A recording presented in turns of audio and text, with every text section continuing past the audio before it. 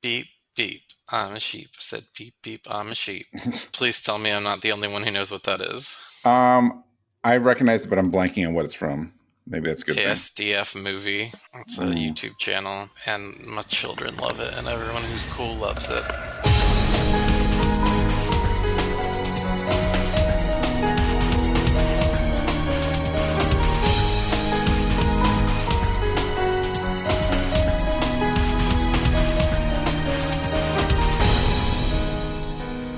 Hello, and welcome to episode 87 of Rhythm Encounter, the RPG fan music podcast. I'm your host, Mike Salbato, and today we're talking about a subject that's very near and dear to our individual hearts, but also near and dear to RPG fans' origins, which is the Lunar series. I will give a brief history lesson on that and like why that is and what Lunar means to RPG fan in a second. But first, I want to introduce our panel today. So today I am fortunate enough to be joined by longtime music know-it-all, and I mean that in the best of ways, Patrick Gann. Hey, everybody. Our features manager at RPG Fan and all-around great human, Zach Wilkerson. Yeah. Hi. Oh, you didn't do it. I had in my notes that you were gonna deny my. Oh, you read the note. I gave you a sarcastic. Yeah, you did. That's the best I can do. Unfortunately, you are a great human. So, and lastly, the heart and soul of our Twitch channel, Scott Clay, in his debut on Rhythm Encounter. Hello, everybody. How you doing? Well, I guess your technical debut. If you did not hear our April Fool's episode, you should check that out for reasons. It was good. How's everyone doing? I'm doing great. Doing great. Excited to talk about Lunar. Yeah, exactly. I've been, very much looking forward to this episode because, well, you're about to say why. It's near and dear to all of our hearts. You guys, you said we're doing Lunar episode. I'm like, I'm down. Let's go. Yeah, I mean, so I'll give the short version because actually the full story is not on the site right now, but we'll figure it out. But RPG Fan, for anyone listening who isn't really familiar with our history, has been around since the end of 1997, which is like completely ancient in internet years.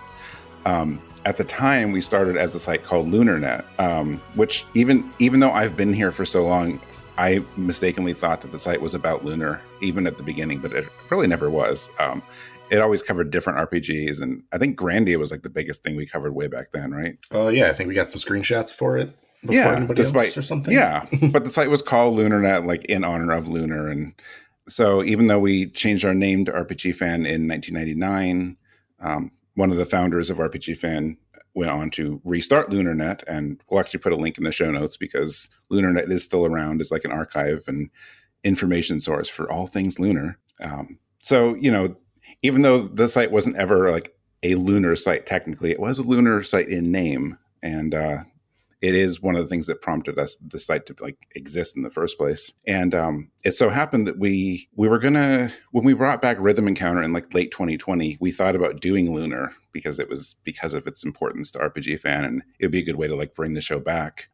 Which it didn't work for one reason or another, so we've just had it sitting there waiting, and we realized earlier this year or late last year even that this June. So this is going to go up, I think, early July. And June 26th of this year is actually the 30th anniversary of the first Lunar game on the Sega CD.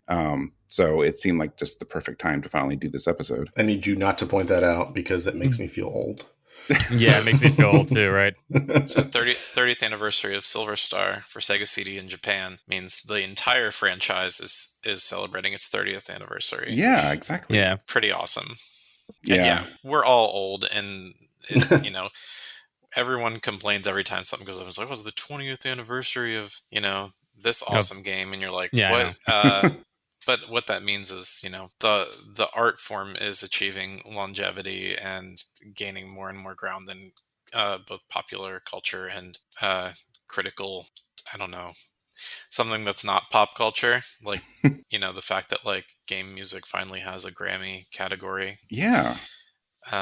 So cool stuff. And I'm glad things keep kicking butt.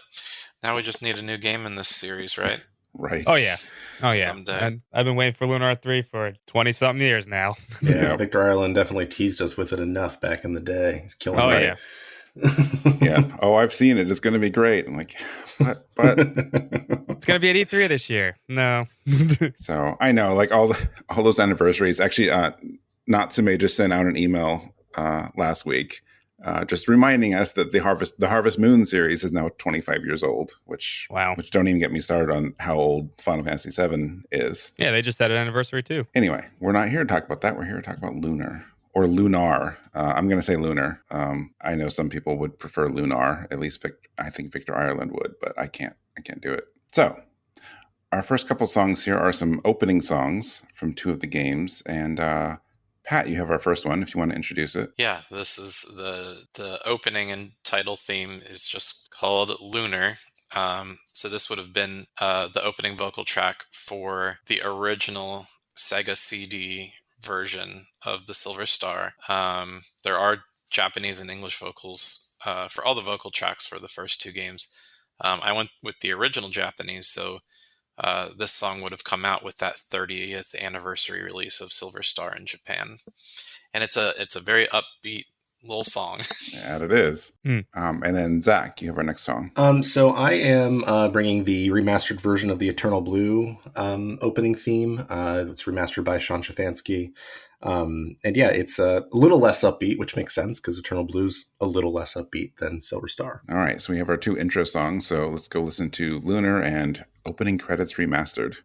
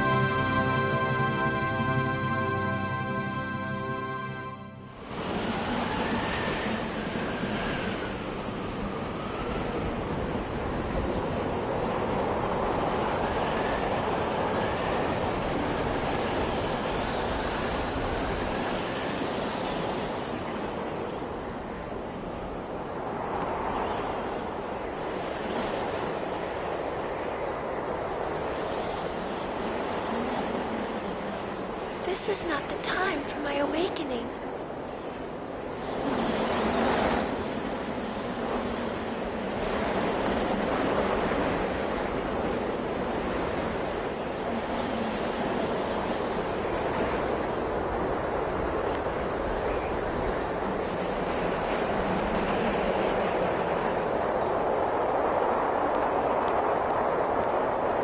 Something's gone terribly wrong.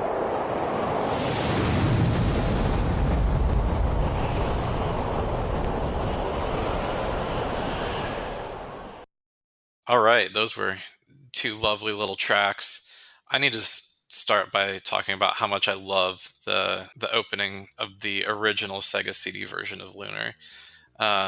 This song, as you all just heard, it's got claps. It's got this really sort of upbeat late 80s, early 90s, driving rock music. And then, the vocals are just melodically, it's simple, it's repetitive, and it's fun. Now, I picked the original Japanese version. I do like it a great deal. If you want to hear something awesome, the English version would have been a relatively hard find. I do think the English cutscenes are probably up on YouTube. I do want to note that one of the cool things that Working Designs did, when they made these like epic $100 super, limited edition box set games for Silver Star Story Complete and Eternal Blue Complete, they published 1-disc soundtracks for each of those games. And on the Silver Star Story disc, not only did they cover most, not all, but most of the music for Silver Star Story, which was originally done for Saturn and then ported to PlayStation in America, I think in Japan as well. Working Designs put all of the original content that they made for the Silver Star, the Sega CD one, onto there. There were like 3 instrumentals that they redid as like upgrade versions, and then they also had their English version of Lunar, known as Fighting Through the Darkness. I think it's track 9 on that soundtrack. And that was actually the first time I ever heard that song, and then I later picked up the Silver Star soundtrack and heard it in its original Japanese. They're both fantastic. The English version, it's just a little extra cheesy because of the lyrics, but it's still a good vocal performance. Like, I stand by it to this day. It's a fun song. I haven't heard these ones in so long. I'm sure I've heard the Japanese one, but it's been a while. I know I'd heard the English once I listened to it again, but I had forgotten just how different they did the approach to the intros to these two games. Mm-hmm. Like, this is like, so, like you said, like 80s, 90s, like almost an 80s, 90s anime intro. Like the visuals and the song for this game. And it's just unbelievable how different it is. And it's like, it's the same melody, it's just the instrumentation, everything is so different. Like even not only between like the Sega CD and PlayStation, but even the Japanese and English version of the Sega CD one. Like, I feel like they changed it, unless I just heard a low quality YouTube version of the English one. But like the English one has more of like this like 80s like power ballad thing. That, so it's interesting that they would redo the lyrics and also like update and change the instrumentation to be like less electronic, I guess, in our version. But so I love that. I like we get, it's the same song, but we have 2 like completely different like takes on it. So it's fun to hear both. Yeah, Working Designs had a house band with drums and guitar and stuff. Like there was that track for Eternal Blue, the Dragon Star Tower 95 version on Eternal they Blue changed Complete. it. Like, that's an instrumental track. Yeah. They completely redid it from the synth original version, just because they wanted it to be like more upbeat as part of the epilogue scenario. And that was for the Sega CD version, and they used it again, I think, in the PlayStation version. They did. And that's like a really good song. Like, I think Iwadare himself has commented on how much he likes it. It's essentially like a free, like, upgraded arranged version that they just built into the game. For all the flack that Working Designs has gotten, doing little touches like that, I think from a musical perspective is very interesting.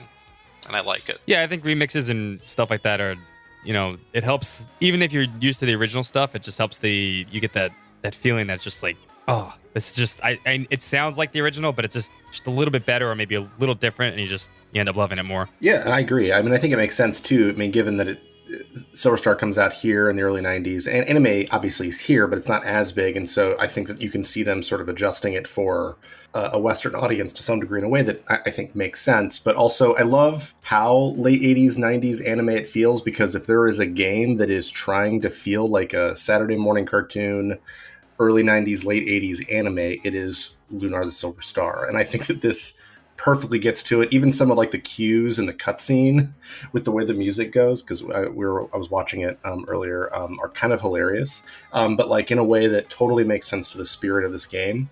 And I think it's in all its cheesiness kind of brilliant, and I love it for that. Oh yeah, yeah, it's super like that campy. Electric guitar solo is everything. It's so good. and then I guess on a completely different note, we have a version of the intro from Lunar 2. Of all the tracks in Lunar, I think that maybe the Eternal Blue opening theme is one of my favorites, because of the way that it plays with like contrast in ways that I think are really, really beautiful. And this remastered version is very true to the original version, and I think that it does a great job of sort of accentuating what the game is and what it's trying to do, and how sort of like the strings underneath give like this sense of like sort of urgency that you're having throughout it, but it also has like this peaceful flute over top.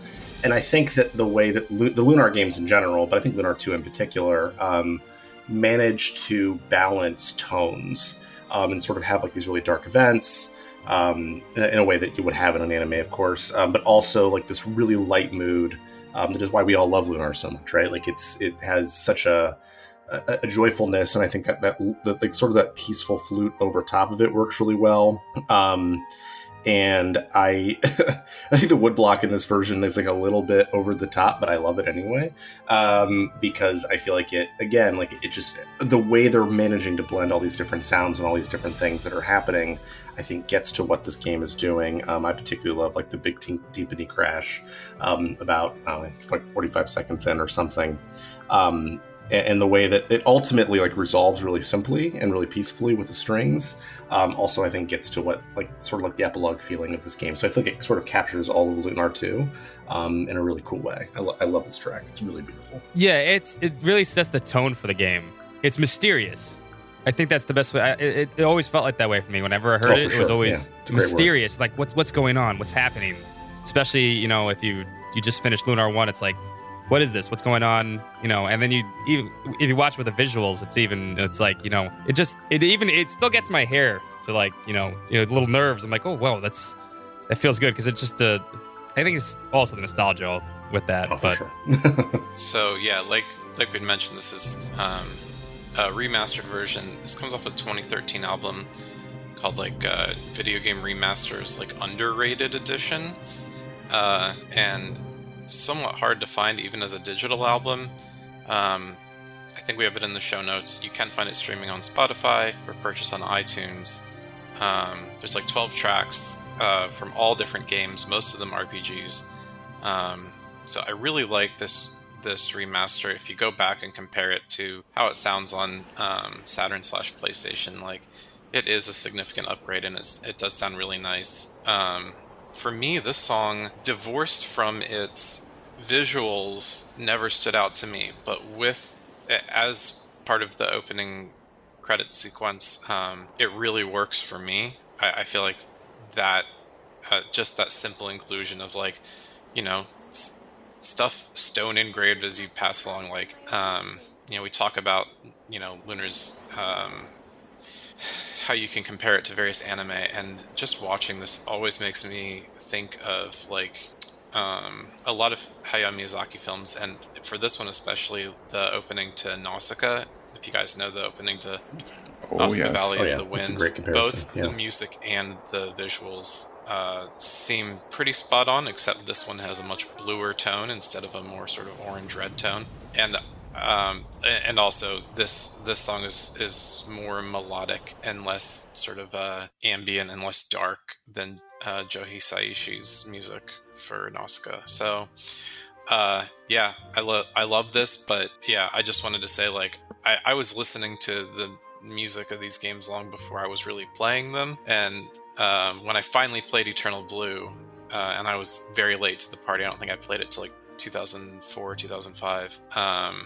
Seeing it with the cutscene made me just absolutely fall in love with this song. It's one of my favorites. I don't think I can possibly comment any more on the song. You guys covered it really well. I do want to say though that I consider myself a fan of Sean's work, and somehow I did not know that he ever did Lunar music. This is like very early for him. Yeah, like I've seen the cover, but like I've never listened to it. I've listened to like whenever he comes out with new stuff now, I check it out, but I never went back and looked and saw what was on here. And I'm like, there's Front Mission and Paladin's Quest and Legend of Dragoon. It's like, it's a weird little track list. So I want to actually hear the rest of it now too. So that's a good find, Zach. Yeah. Also in our show notes, it's the only album that we don't have a review of, and I intend to rectify that now that we've gone and looked at this. Yeah. Good idea. Yeah, it's a really good remaster of that song. Yeah. The whole album's like really great, honestly. I love the Paladin's Quest one. I'm a little bit of a Paladin's Quest stan, I guess, if that exists. So yeah, I think it's a great album. Wow, I learned something new about you today. I did not know that. I never played it, actually. It's not very good. Don't. I like it. Play Rubber Trek instead or something. I don't know. Music by Kohei Tanaka. That's all I'll say. If you know who that is, that's Sakura Wars and Alundra. So I was going to say Alundra. Okay, yeah. Mm-hmm. All right. Well, let us move along then, if we're all good. So our next block here, I didn't really plan for this to include all four of us like introducing half of our songs in the first two blocks, so it worked out pretty well. So the next block here has a song from me and a song from Scott. So my first song today is A Boy Undeterred by the Unknown. That is a mouthful of a song name once you try to say it. So this is the map theme from Lunar Silver Star Harmony. That's the PSP remake of the first game. And then after that, Scott, what do you have? I have the Wind's Nocturne. Also, everyone knows it as the boat song from the original Lunar. Silver Star Story Complete. Yeah, I definitely would have probably brought that on if you hadn't. So I'm glad it's here. I think it has to be here. It does. Yeah. All right, so let's go listen to A Boy Undeterred by the Unknown and Wind's Nocturne.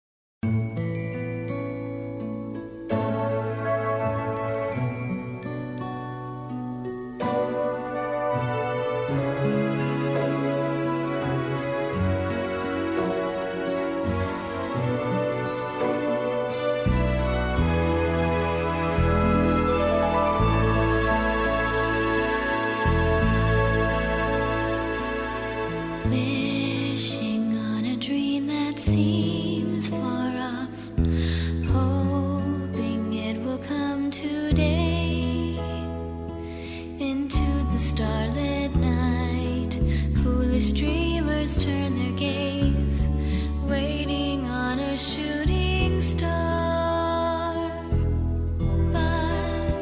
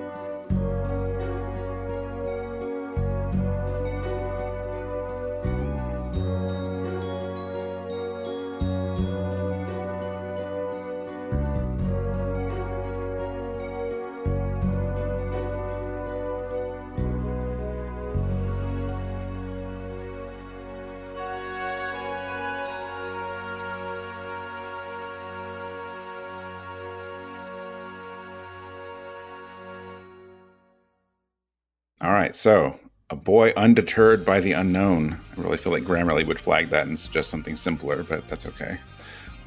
So this opening is interesting to me because I'm really familiar with the world map music in Silver Star Story. And in fact, would have brought it on, except we had it on episode 38, I believe. So you should go check out episode 38 if you want to hear that one. But I love the world maps theme in the first game. So even though I have not played the PSP remake, I like this interesting, different take on it. So I feel like it's strangely like it's a little more in your face than the original. Like right at the beginning, like it starts way stronger than you expect if you're familiar with the original song. But I'm glad that this arrangement still has the flute. Is that a flute? From the original song. And I haven't decided. I think I need to listen to it more. I'm not sure which one I prefer more between this and the original. But like I feel like a lot of our songs say, like, I appreciate the different takes. So I like this arrangement. Like I think the original one has a slightly richer sound. I'm not sure if that's maybe just the hardware, the PSP, and I don't know.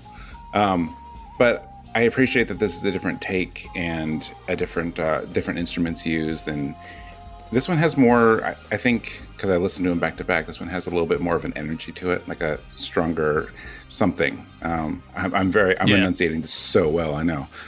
It's a little more lively, so I think it has energy. It has more energy, and like it feels more like hey, we're going to go on an adventure kind of thing than the original. Mm-hmm. And neither, whether one's better than the other, I don't know. I just think it's a different take on it, and I like it. Yeah, I think I actually this is the first time I had ever listened to it because I've never played Silver Star Harmony, but I think I might like it a little bit better because I like sort of the blend of like the pan flute and a little bit of like the techno, but also like the vocals, which I don't think they had in the original version at the very end that come in. I think like the layering of it makes it feel a little bit more adventurous and a little bit bigger, and I know it's not quite as rich of a sound, but I like that they've layered more sounds in a way that I think totally works and also feels true to that original version as well. Much better said. Thank you. I think it's worth talking about what it must have been like if you were Noriyuki Iwadare, which I'll say I'm pretty sure he's the composer for every single song we're listening to today. Isawa Mizuguchi did a couple of things here and there, but he was more the sound programmer than a composer for this series. And just imagine if you're Iwadare, you wrote the soundtrack for Silver Star, and then they're like, all right, we're doing an upgrade for true 32-bit, Saturn and PlayStation. He has to write a whole bunch of new songs and upgrade some of his older work. And then a decade later, they're like, all right, we're doing this thing again for PSP. Like, redo everything again, like revisit it, make it different, one more time. And that's, compare that to Uematsu's work, where every time they, remake a Final Fantasy, they're often pulling in other arrangers, and Uematsu does very little in the way of self-arranging. But here, Iwadare was asked to revisit and revisit his work, which is also unique to Silver Star. Eternal Blue didn't get nearly as many remakes. And I just think when Silver Star Harmony was announced, I remember being annoyed because I was like, really? We're remaking this game again? But musically, when I heard what Iwadare did with it, I was very well pleased. And I think this is actually a really good example of taking a slightly different approach where you get some aspects of the layers that are like, it's different, maybe I don't like it as much as complete. But then, as you noted, like those vocals at the end, which I think are synth vocals, but I'm not quite sure. They sound really good, and they wouldn't have sounded good if you did that in like 98, but by 2009 you could do it because the technology was there. And so, yeah, I just love, like you're literally watching the soundtrack grow over time, over the span of nearly 2 decades. I actually enjoy that. Well, I actually enjoy that one actually a little bit more. I know people really don't like the PSP version of Lunar, but the music in it's very good. And it's actually a pretty good, faithful remake of the original game, and I definitely suggest people check it out. Especially even if you don't want to check out the game, definitely check out the music. If you love the original PSP, the PlayStation music, or the Saturn or the Sega CD music, give the PSP a shot. It's really, really good. I actually like that version a lot better. I know we're here to talk about the music, but just like quickly, I feel like what I've heard about the PSP one, because I haven't played it, is exactly what we've said here. It's like some people don't like it. I've never heard why, because like it sounds good, it looks good. I'm not sure what the problem is meant to be. Might be the encounter rate, if I remember right. It's a few things. I think one, it actually adds to the story. The game has a prologue that you actually plays the 4 heroes before the actual game starts. So it's got a few things. It's like, wait, it kind of changes up the story just kind of a little bit, not too much. It's basically the same story. I think one, it's a lot easier than any other version of the game. Period. It's the visuals aren't that good. For a PSP game, it looks pretty good, honestly, but it doesn't feel that 8-bit sprite or like 16-bit sprite look that the Lunar, even the PlayStation Lunar once had, right? And they kind of updated to like 32-bit like sprite work, but it has that PSP look. Everything's re-recorded. So if you're so used to the PlayStation version, the voice actors and the songs and everything else. No John Truitt, I'm out. Yeah, exactly. You don't have John Truitt as Galleon. It's really, really it's kind of a little jarring. It's still really good. Everybody did a really good job on it, but it just doesn't have that nostalgia to it, and it feels a little off, right? If you use the meme, it's like I have Lunar at home, right? That's right. Lunar at home. That's what it feels like. But it's still really, really fun, and I definitely suggest people check it out, especially since, that might be the more easily accessible game to get at this point. So I think it's on the PlayStation Network if you still have PSP or Vita. Okay. Get it now before they shut that stuff down. All right. Well, you sold me. Thank you. Yeah. And if you've played the games before, it's worth playing again like that. It really is. It's just different. Yeah. Cool. Does it have a boat song in it? It does have a boat song in it. And it actually is a different boat song in it that was re-recorded and redone. But it's once again, it's not as good as the original. So tell us about it. The Wind's Nocturne, the boat song. Everyone calls it the boat song. I think I've always thought it was the boat song until I actually saw the actual track listing on the PlayStation CD, the extra bonus CD that you got with the big box set. This is one of those songs that it always stuck with me. I knew what Lunar was before the PlayStation version, but I never got a chance to play it because I never owned a Sega, any console growing up. And what happened was originally I got a PlayStation demo disc, and what was on that demo disc wasn't actually Lunar the game. Yep. It was actually the boat song. They actually had the whole animation visual of the boat song on it, and I watched that, and I'm like, what is this? This is like a Disney movie. This is that's the first thing that went to my head and always is in my head whenever I see the boat song. It's just straight out of a Disney production. And I was taken back. I'm like, this isn't a video game? I gotta check this out. And that's when eventually I ended up on LunarNet. I'm like, oh, that's when I started, because I had, back then I was just searching through. I'm like, oh my God, I need to play this game. And then I went out and got the big box set. And once you hear the boat song, it's like, you really do feel like you're playing a Disney game. And for a lot of people, I'm not really an anime person. I barely watch anime. So back then for me, it was I saw something like that, I think Disney, and it just captivated me. It was I was flabbergasted by just, there's a vocal track in a video game, not just a vocal track, but an actual really good song, and she sings it so well. Yeah. And on top of that, with the visuals, and we're talking about the audio, but the visuals on that is also, there's 3D animation going around for a 1998 release of a game, where it had 2D animated art, right, with 3D visuals, and it puts her circles around. It's beautiful, and it'll always stick with me till every time I think of Lunar, that's the first thing I think of. I think of the boat song, because that was my first introduction to that, and I can't get enough of it. I love that song. That's why I sang it on the karaoke. Yeah, that's interesting. That was pretty much my introduction too. At the time, I was reading, every game magazine I could, so I'm sure I heard about it through Game Fan or one of the others at the time, but I remember that. I don't remember what else is on that demo disc. That might have been the demo disc that had the Metal Gear Solid demo or something else really notable. It was. I don't have it anymore. I wish I did. Yeah, but it was the same thing. I watched that so much. I'm like, this isn't even a demo, but it was an interesting choice on their part when you think about it. That instead of putting a game demo, they just put this video on instead. But hey, it obviously worked for a bunch of us. Yeah, it sold me. Yeah, I adore this song. I was listening to it this morning, before we recorded, and I was like, I used to know this by heart, so I don't think I could not that I would ever sing it in a place where my voice was recorded and anyone could hear it again. But if I were to sing it personally, I was like, I don't think I know the lyrics anymore. But then once it started, I realized that I still do. So now there is another version of the song for the PSP version, and there are different lyrics to that, and obviously it's a different actress singing the song, but it's pretty good.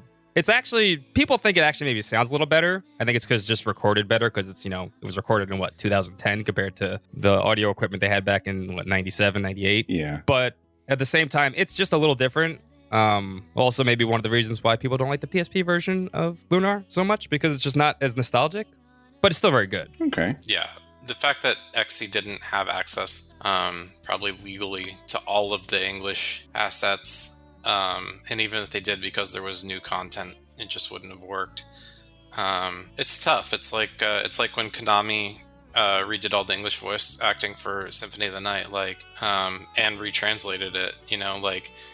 You don't have Dracula doing, the what is a man, miserable pile of secrets and all that. It's like, okay, you're doing something that's a little more true to the Japanese version, but it's not the thing that we all know and love. Yeah. And it can't ever be, and you just, you got to deal with it, right?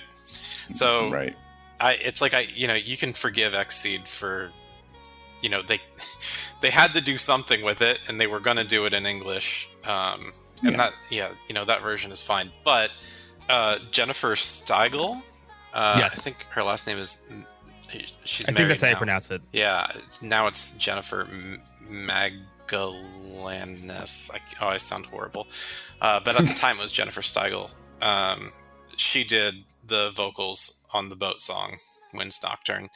And easily one of my favorite English vocals ever in an RPG. Did something to my mind and my heart. The only thing that I consider better is probably the Xenogears ending song, because I had been listening to that musician before I knew that video game music existed, so it was a personal thing.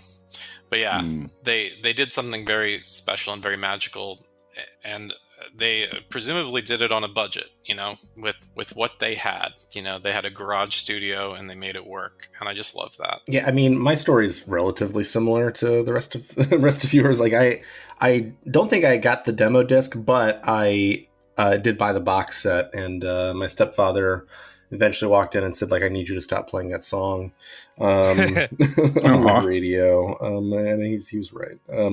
But this time that I was listening to it, I was struck by sort of the quality of how it reflects Luna as a character from sort of a musical perspective.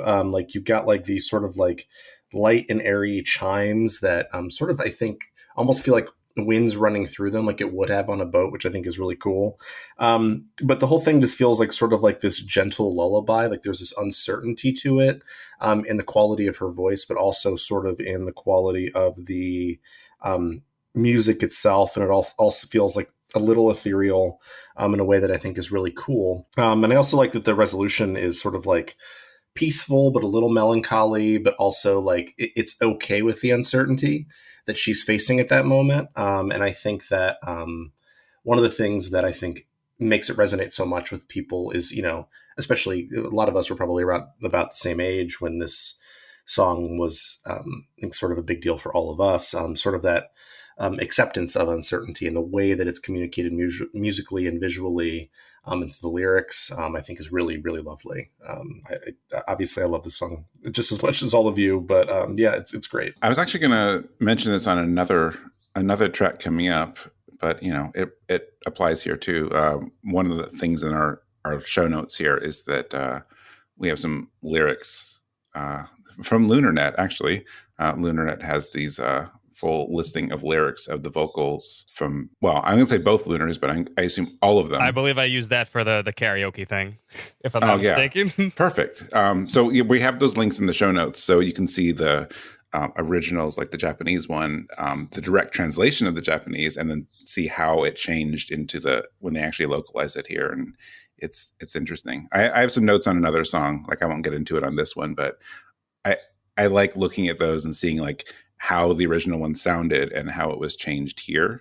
So it's like usually it's the same general idea, but it's just conveyed differently. And I think that's just interesting to compare. One last thing I should mention is that it's still hard for me to imagine, even though I've played the Sega CD version of this game, that this doesn't exist in the Sega CD version. Right. There are things I actually kind of like about the Sega CD version over the complete version, but this on its own is enough to make me prefer the complete version. Wow, it's strong. All right. Are we ready for the next block here? Yeah, let's do it. All right. So, next one is yours, Pat. Oh, man. Well, we're doing like some back-to-back battle-ish music. I think mine is like not actually a battle theme. It's like, I don't know if it's a cutscene or if it's prep work for a battle theme.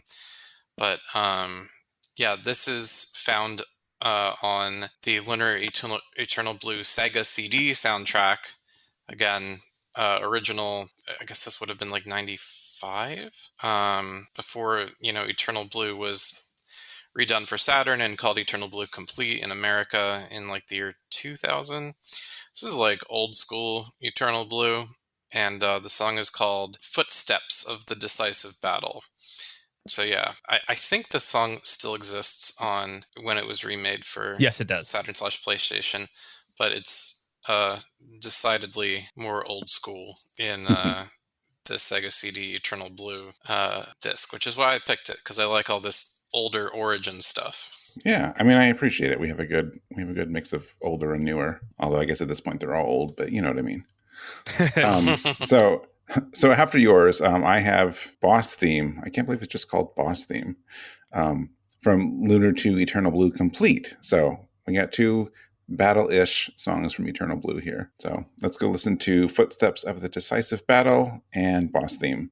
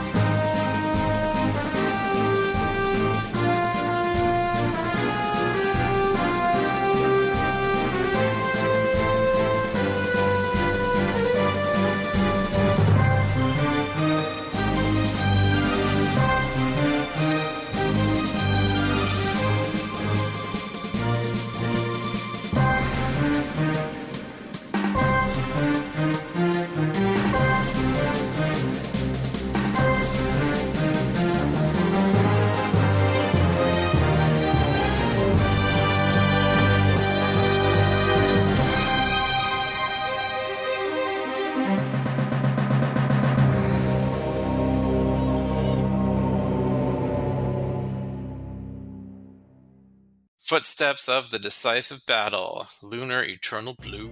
Again, I want to fall back on conversation about Noriyuki Iwadare. For those not aware, Iwadare did his sort of big early works were all with Game Arts. He did the Lunar soundtracks. He also did the Grandia soundtracks. So those were sort of Game Arts' two big claims to fame, those franchises. Iwadare's gone on to do a lot more musical work, mostly in RPGs and visual novels. And pretty much everything he touches is good. Some of it is really, really good. But for my money, Lunar and Grandia is still where I fall back to with him.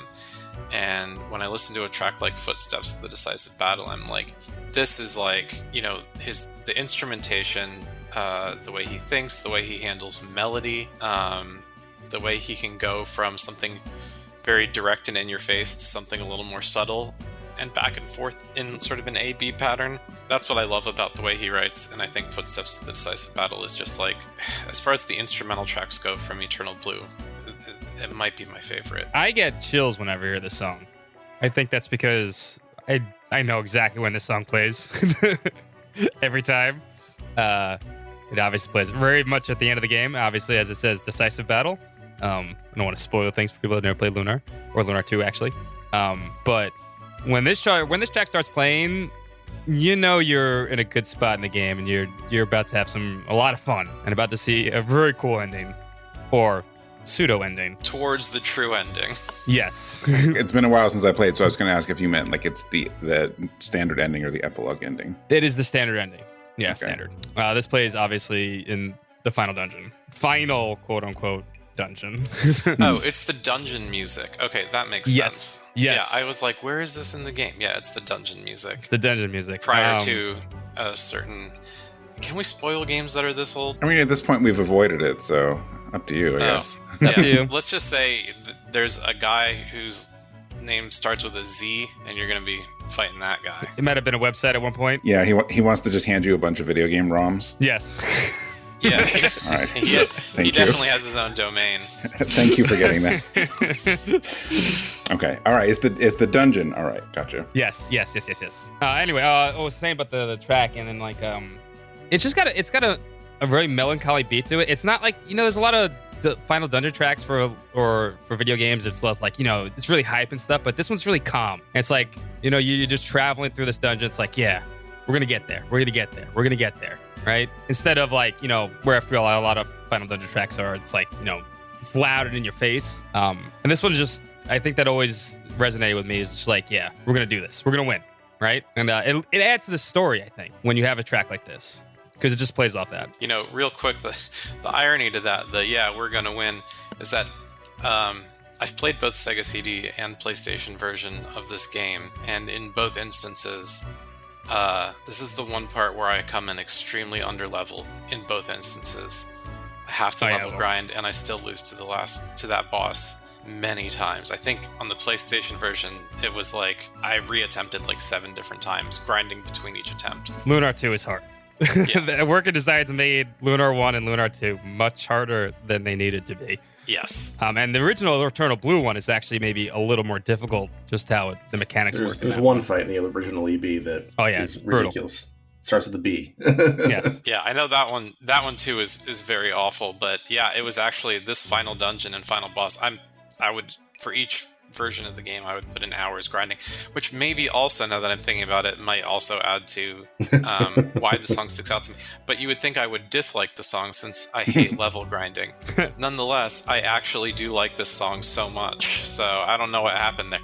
It's like, just in spite of how much I hated that dungeon, I love this music. It's good. I mean, it feels like a little bit more mysterious, as Scott was saying, than a normal final dungeon. I love the interplay of the flute and the horns here, and it also, if I'm not mistaken, pulls in that opening theme a little bit at times as it's going. And again, I think it just the way that they're layering sounds here is really unique for a final dungeon, and I think it's phenomenal. I couldn't remember where it was, and I just assumed it was during the battle with Big Z. No, I think it's great that it's final dungeon music, which I'd totally forgotten. You said almost literally everything I wrote down. Almost. I was going to chime in and say, like, I also like how serious it's serious, but like Scott said, it's kind of more melancholy, almost not melancholy. I don't know what it is, but I like that it's a different take on what you expect from most Final Dungeons. Just the instrumentation and just the way the song sounds. I did have a note about the flute, but Zach stole that. No, but I do like the flute. I like how that ties into like other parts of the song, and I think it's a good like slight break in the song too. Just that it cuts away for a second to this like flute thing before it gets back to itself. So yeah, it definitely it has a nice like level of drama without having to be like beating you over the head with it. So I appreciate that for how it's used. So that was a really solid pick, Pat. And then mine is a boss battle, although I imagine not the boss battle that you would the song you would hear after this song, but for other bosses anyway. Yeah, standard boss battle. Yeah, the classic like JRPG boss battle song. So unlike our dungeon theme, this one starts a little bigger and heavier, and for the most part doesn't let up. At least that's my take on it. But it made me think of RPGs. You know, there's RPGs where there's like multiple boss themes. So there's like a more or less a standard boss theme, and then certain like really key battles have another like more dire sounding boss theme, I guess. Chrono Trigger, I think, is a good example, where it has a few, and there's like very specific bosses that use the other boss theme. And I like that method. But I also applaud Eternal Blue for using something like this for just a standard boss battle. So it does really make each boss battle feel like really important and epic. Yeah, I think as a boss battle theme, it works extremely well. A near contemporary to it, which is celebrating its 20th anniversary, would be Final Fantasy VII. Final Fantasy VII's boss theme has that really like well-known and recognized pattern that starts with those triplets, the da-da-da-da, da-da-da-da, whereas like this boss theme has the da-da-da-da-da, like it has almost like a epic sports theme going. Like started up in like ESPN basketball or whatever, right? not quite as upbeat as those themes. It's not like a John Tesh piece, but it has that intensity to it, just to like mark like, hey, this is where we are and things are about to get ridiculous. And then the sort of driving percussion in the background keeps the melody going really well. It's a very good boss theme. Yeah, I like the opening part of it. What is it, a drum or something with the bang? I can never figure out what that makes that bang noise at the start. I feel like it's a drum, or maybe I'm mishearing it. I think it's probably a drum. Yeah, it's gotta be. Probably a synthesized version of a drum, but yeah. Yeah, but like that gets you into it. I think for a boss battle, you need boss battle. Like when you want to go to a boss battle, you're expecting something big from any kind of video game, right? And then you hear that bam, bam, bam, bam, and it's like it just brings you into the track, and it brings you into, if you're playing the game, the boss bit itself, and it just feels really good. But like my favorite part of that song is about like a minute and 30 in, when it just starts getting a little more like upbeat, and it feels like once again like this is the part where like I guess another good song that does this too is Danger from Secret of Mana, where it feels like you're about to win, right? That's the part of the song where it's the counterattack, right?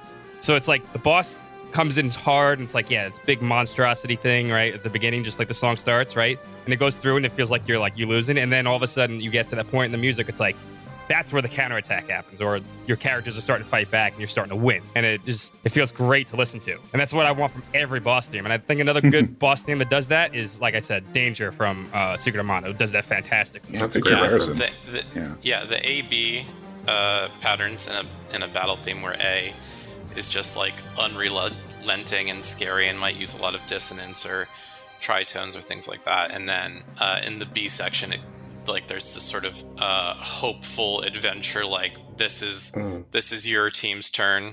That's a pretty reliable formula, and not every battle theme or boss battle theme does it, but this one certainly does, and it does it to good effect.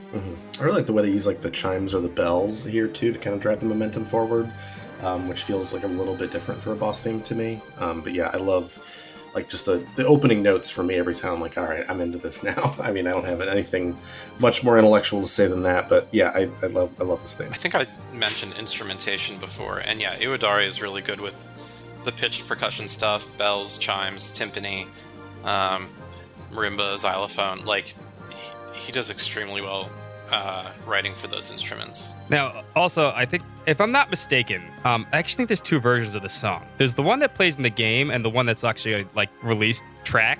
I think the one in game has a much louder sound to it. Not louder is in terms of just like louder vocal, like it just sounds louder. It's just that like it hits a little harder, I think, especially at the beginning. But maybe I'm mishearing that. I don't know. Well, now I got to look it up. Yeah, just I'd say watch gameplay instead of like find the song itself, because I know the song itself on the CD, yeah, but I feel like the actual in the game it sounds just a little harder. I guess that's the best way, not louder but harder. I mean, just buy the game.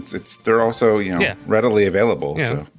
Exactly. It's only a couple $100, Yeah, Sell your soul, Oh my God. I have the PlayStation versions of both games, and I take very good care of them because I don't want anything to happen to them. Me too. Even though, sadly, what I don't have from the PlayStation one is I don't have a rip of the CD soundtrack it came with, because my copy of the game, the CD was like glued into the sleeve, and I could never get it out without Oh my God, tearing it. the same thing happened to mine, but I managed to save it. I was like, why? Because the glue, it gets stuck in the glue. I just took it out. I straight up took it out because I don't trust that part of it. I'm like, I put it somewhere else. My map got stuck to mine as well. I mean, like, just sitting around for too many years, I suppose. Yeah. I framed my map. Wasn't it a cloth map? Yeah, I love that map.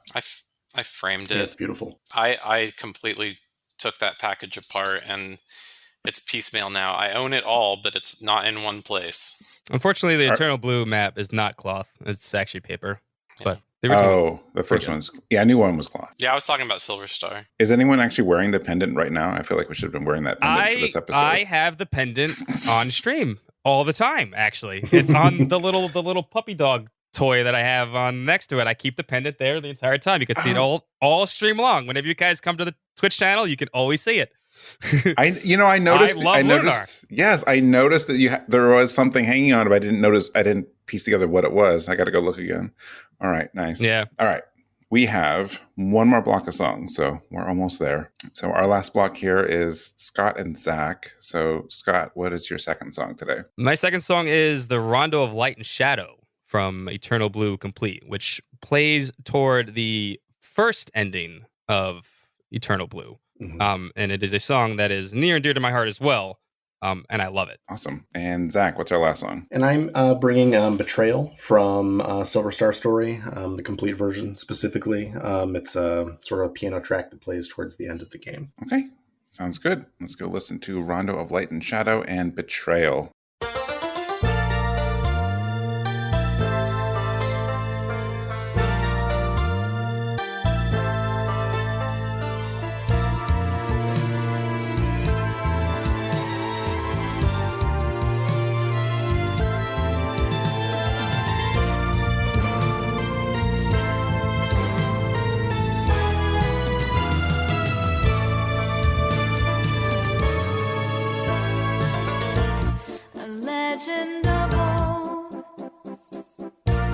Story forgotten, the memories of true love stolen from time.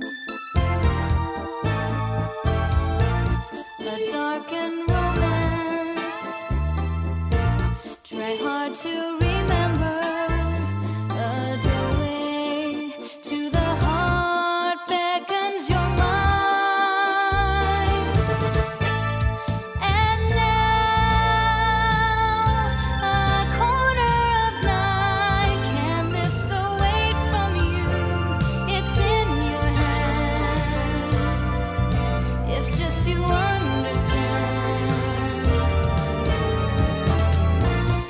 Destiny lost, a bond that's been broken, the memories of a time that slipped away. Just open your mind, the way lies before you, a doorway to the heart you seek to find. Love can change the key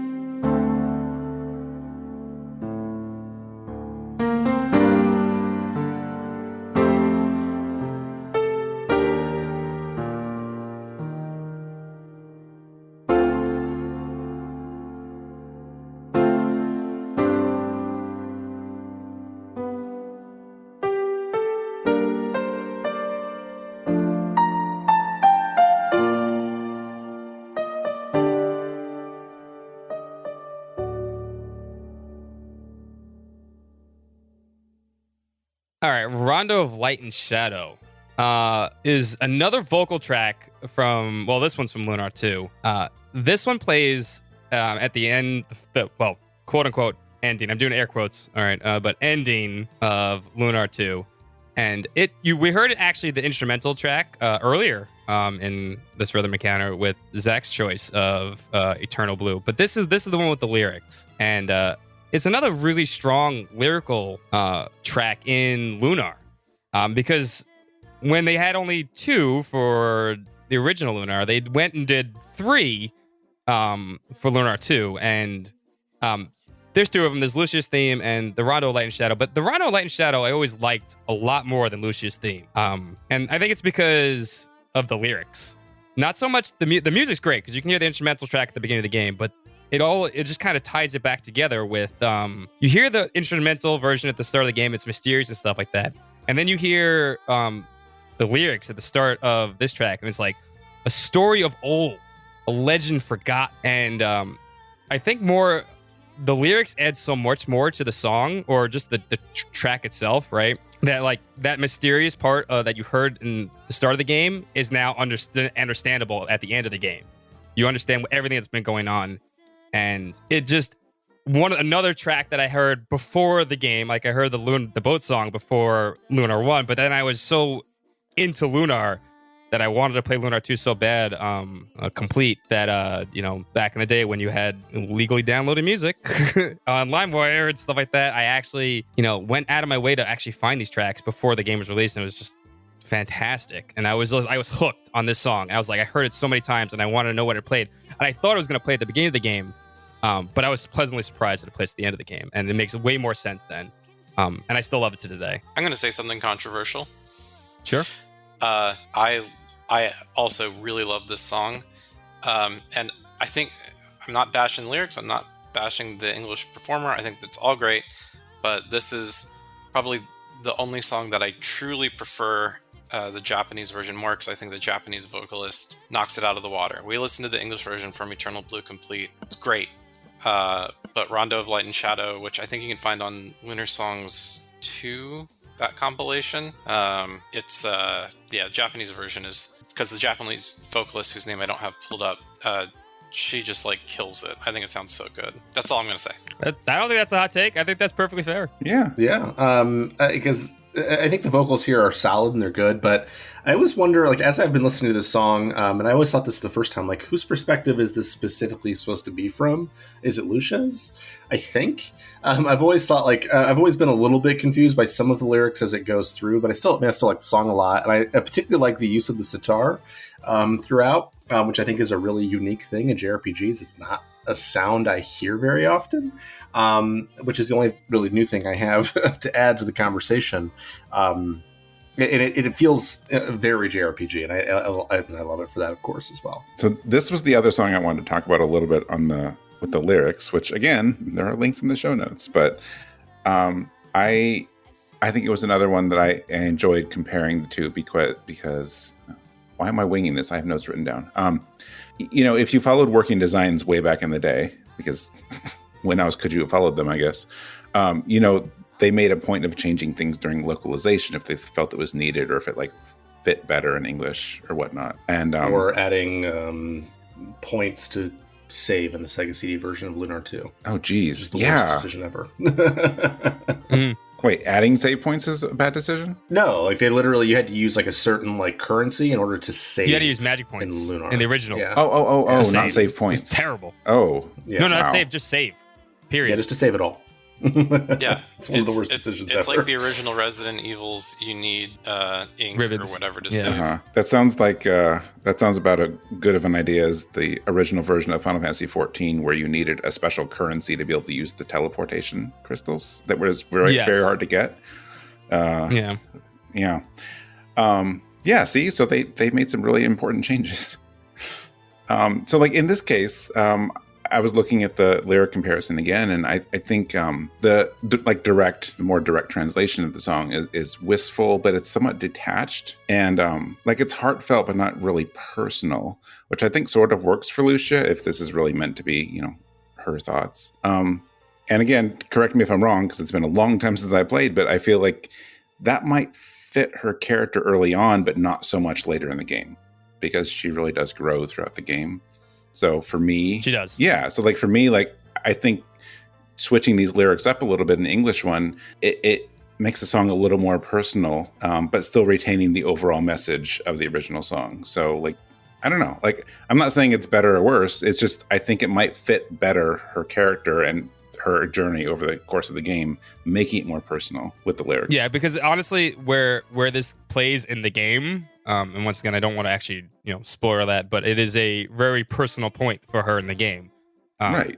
Yeah. Like I said, this is after the first ending. Please play to the actual ending of the game. I know a lot of people have never actually done that. You'd be surprised how many people have said they've never actually played to the actual end of Eternal Blue Complete, but please do. That's the best part of the game. I know, but you'd be surprised. It's the payoff. It's what makes the whole thing worth it. I heard so many people when we were playing it through Twitch is like, oh, there's the second ending to the game. I'm like, yeah, no, that's the real ending to the game. That's the actual ending. So when this song plays, is a very personal part to her entire journey and Hero's journey. I mean, I just say Hero's journey, but his name's Hero. I'm sorry. It's just, we got it. Hero with an I. Hero with an I. And that fits. That would absolutely fit, Mike. I think you're right. You are on point with that. I probably shouldn't admit this, but I'm one of those people. For some reason, I didn't get back into the epilogue, so I need to do it. But it's been so long, I'd have to play the whole game again at this point. So I want to do that for sure, though. You should. Yeah, I'm sure. So, all right, Betrayal. I feel like there would have been a good segue there about me betraying my, Lunar fan by not playing the epilogue.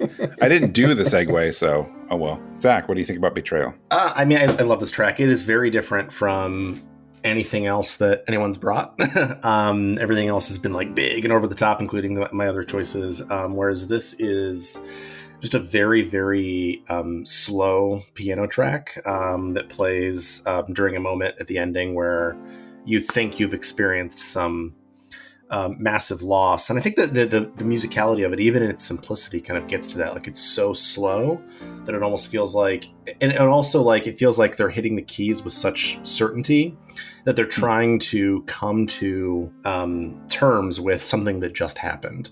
And I like just like the way that the music comes out is it's very simple. It seems very different from the rest of the soundtrack in a way that, for me, like, I'm a sucker for sad music, and this moment, and I just watched it right before we started recording. I was like, oh yeah, I remember how I felt during this moment, and I feel like the music and like the way that it's trying to come to terms with things gets to that point really well. At least that's the way that I read it. No, I mean, I didn't rewatch the scene before this, so I don't remember the exact scene of the dialogue, but your description, I think, really fits the song. It's what you said about coming to terms. I think some of the drawn out notes really fit that, like, coming to terms with something. And I like how you said about, like, very, how'd you say about hitting the keys? Like, it's definitively melancholy. Yeah. If that's even a thing. I would agree with that. I think it can be. Sure. Yeah. Yeah. Great choice. It's definitely a you choice too. So I appreciate it. True story. Yes. Yeah. But I mean, it's good. It's good that we have some variety here. Like, we don't have anything like this on the whole episode, so I appreciate it. Yeah, this is, I doubt I'm wrong in saying this. I think this is the only fully piano solo song in the entire Lunar series. I'm pretty comfortable saying that. I think you're right. And it's wildly simplistic, so much so that my 10th grade self was able to learn this by ear, note for note. I'm 100% sure that I didn't add any notes or subtract any notes in my version. I would perform this at like high school piano recitals and stuff. I think I did it at a talent show. It really is simple, and it's effective as a result. I love that build at the end. I'm just gonna sing it. The dun dun dun dun dun dun dun dun dun dun dun dun dun dun, and then the bass. The chord progression is really simple, but it's gets me every time, man. Yeah, I mean, from piano tracks, for me, I can go back and forth on a lot of things. I feel like sometimes I hear so many piano tracks in games and stuff like that. It's like it all kind of blends together. I mean, it's not one of my favorite instruments, but this piano track is very good, as all the Lunar music really is, and it hits the moment in the game like almost perfectly. And you guys said it the best. I mean, it's very melancholy, and it puts you in the moment, and really fantastically done. Yep. It's good. Yeah. All right. Well, I think that was great.